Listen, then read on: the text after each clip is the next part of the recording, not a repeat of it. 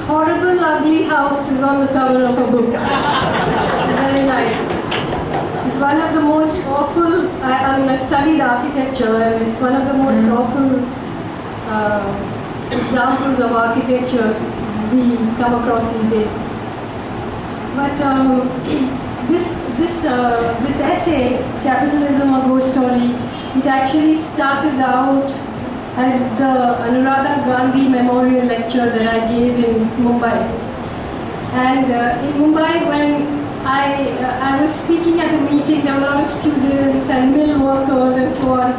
And when I just mentioned the name Antillia and Ambani, there's a sort of silence, because you're not really supposed to even mention these names. You know, it's like not taking the name of the Lord, that you're not supposed to talk about them.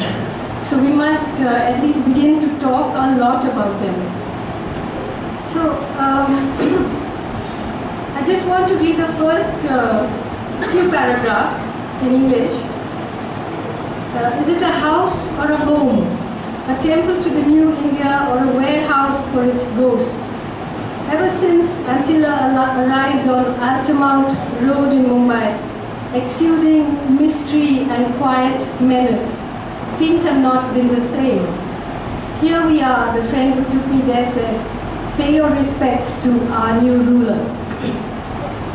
Antillia belongs to India's richest man, Mukesh Ambani. I had read about this most expensive dwelling ever built. The 27 floors, 3 helipads, 9 lifts, hanging gardens, ballrooms, weather rooms, gymnasiums, 6 floors of parking, and the 600 servants. Nothing had prepared me for the vertical lawn, a soaring 27-story high wall of grass attached to a high metal grid. The grass was dry in patches, bits had fallen off in neat rectangles. Clearly, trickle down had not worked. But gush up certainly has. That's why in a nation of 1.2 billion, India's 100 richest people own assets equivalent to 1/4 of the GDP. The word on the streets and in the New York Times is, or at least was, that after all that effort and gardening, the Ambanis don't live in Antillia. Nobody knows for sure. People still whisper about ghosts and bad luck, Vastu and Feng Shui.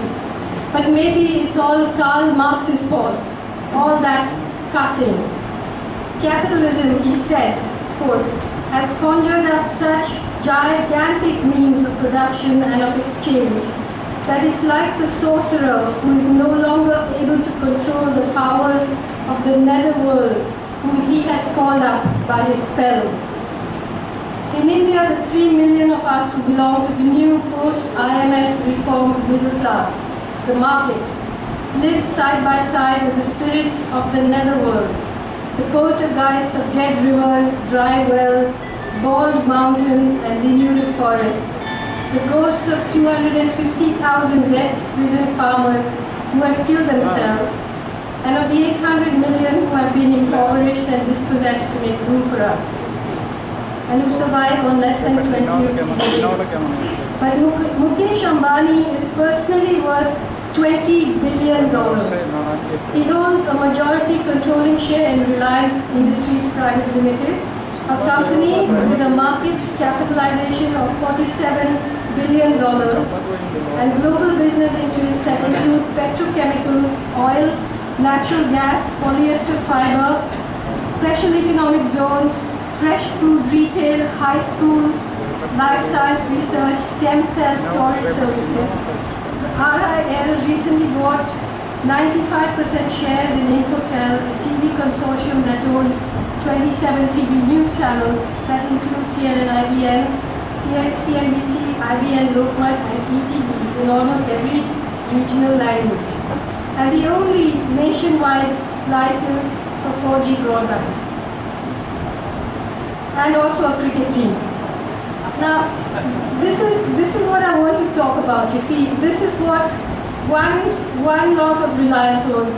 Then the younger Reliance owns a whole lot of other stuff.